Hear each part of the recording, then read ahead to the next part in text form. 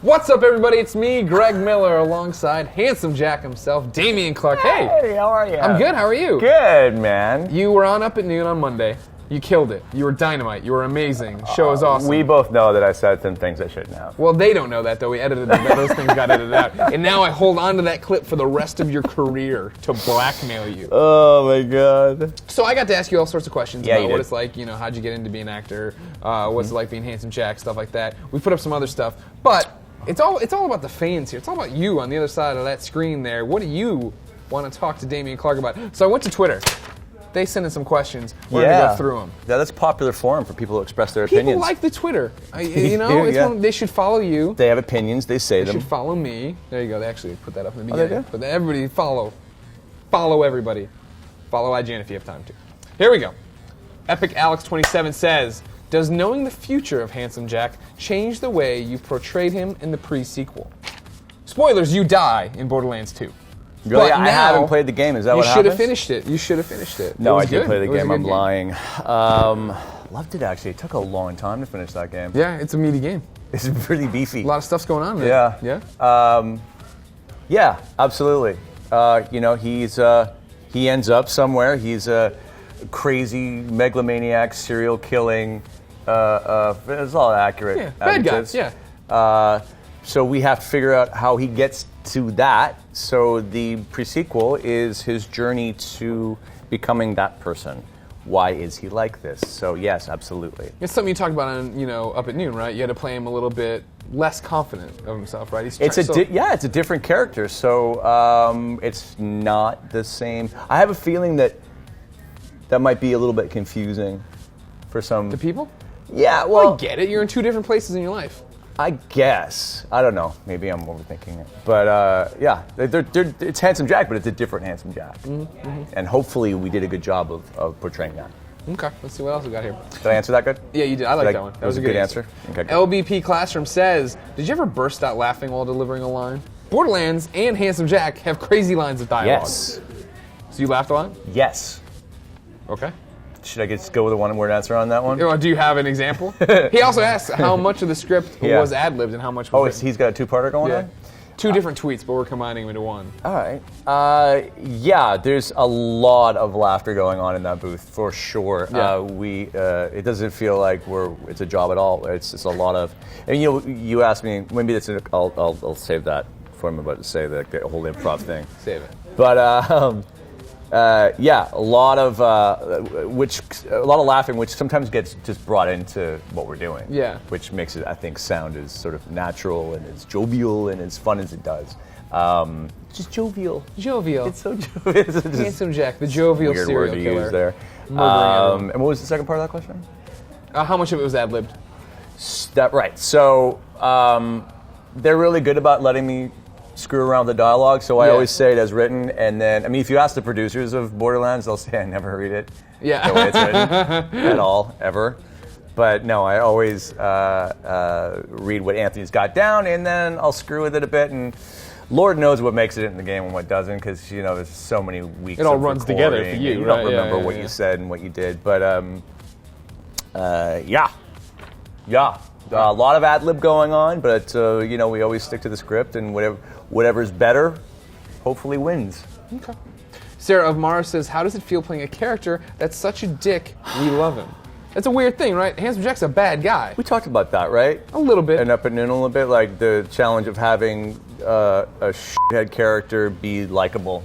It's not the easiest thing in the world to do, and that's all Anthony Birch's. The award-winning writing of Borderlands. That's what does it. Did it win awards for its writing? I've nominated it a few times in the Greg Miller Invitational Award category for Best Writing by Anthony Birch. Yeah. But it lost to that episode of Hey Ash, What You Playing? So it didn't win. But it was, it was nominated. But it's an honor. That's kind of the same family. Well, but I mean, very much the same Gearbox family. Got no credit for that. Yeah, but Birch is all set. Sure, he's great. Yeah. But Randy Pitchford, come on, man. That's true. That was an award that could have put him on the map, but screws it up. Matea says, how does it feel to be on the best show ever on the best website? Feels pretty good, I bet. Yeah, feels like I could just take myself out right now and I'll just go out on top of my game. That's, like I told you earlier. I mean? I'm not saying I'm going to do that necessarily, but I could. Right. And end on a high. Right. Swan song this mother. Exactly. It's just right off like Thelma and Louise. You just nailed it. Justin says, as an actor, how do you deal with the rejection for jobs you didn't get after an audition? I drink a lot. Really? That's how you, come on now. Yeah, I pour booze on it. Is it like booze off a duck's back? Sometimes that's a good question. Sometimes it messes with you. Everyone's got what's the word I'm looking for? Different ways of dealing. Those are a lot not of words. an ego, but oh sure. But you've pride. got not pride. Everyone's feelings vulnerable. It's like the internet. People think that we could just say anything, tweet anything about a celebrity or somebody that and up at noon, and we're not going to feel anything about it. Yeah, we're just like faithless. I'm bulletproof. You are bulletproof. This is Teflon. I'm not scared of you, kid. Making fun of me in the comments. But yeah, man, rejection sucks. I don't care who you are. It's kind of like dating almost, Yeah. You put yourself out there, you give it your all, this and is then me, and this is the best I can do. She doesn't. No, she literally doesn't call you back. You're like, oh, right, sucks, dude. I don't meditate. I really don't know what I do. I don't meditate. That's your answer. I don't know what I do, to be honest. You just shake it off. You go again. You rub some dirt on it. I think you just learn to forget about it and process it and move the F on. All right. Yeah. Tristex writes in and says, "Is butt stallion the weirdest thing you've ever had to say professionally?" Okay, so apparently that was an ad lib. Oh. There's a lot of stuff that Anthony has brought to light that says that was an ad lib, that wasn't an ad lib. I don't know. At the end, like I said, at the end of the day, what makes it in, what doesn't, what the hell I said, or what was written. But is butt stallion the weirdest thing I've ever said in a professional situation? It's got to be top 5. It's got to be top 5. All right, I think the stuff we were talking about today in a professional situation, a lot of it was pretty weird. Yeah, it's true too. Watch Up at Noon. It was a great episode. Made me very uncomfortable. Final Twitter question comes from Garfep. He says, "Who's your favorite Gearbox employee you've never met?"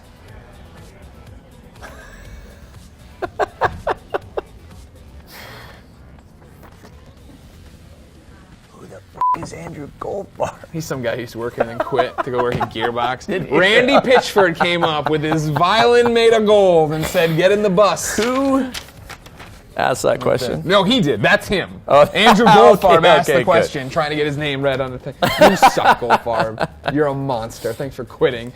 But thank you. Goldfarb, you son of a bitch.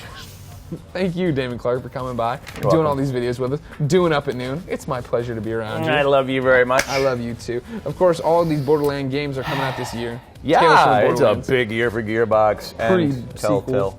Yeah. Telltale. There's a lot of stuff coming up for Telltale that we're not allowed to talk about. Sure. Right? Yeah. You got that memo. Yeah, I know. And what was there a beat of that? Pre-sequel's awesome. Go and get ready for the pre-sequel. Right, so we got Moondance. Telltale. Yeah. Obviously the guys did Walking Dead, and then pre-sequel, and yeah, it's crazy year for Borderlands. So if you're a fan, it's a good year for you. If you're a fan of Borderlands, make sure you keep it here on IGN to find out what we think about them. Because if they're garbage, we'll tell you so. But if they're not, we're gonna be like, they're pretty good. They're good, right? I don't know. I haven't played it. All right. No idea.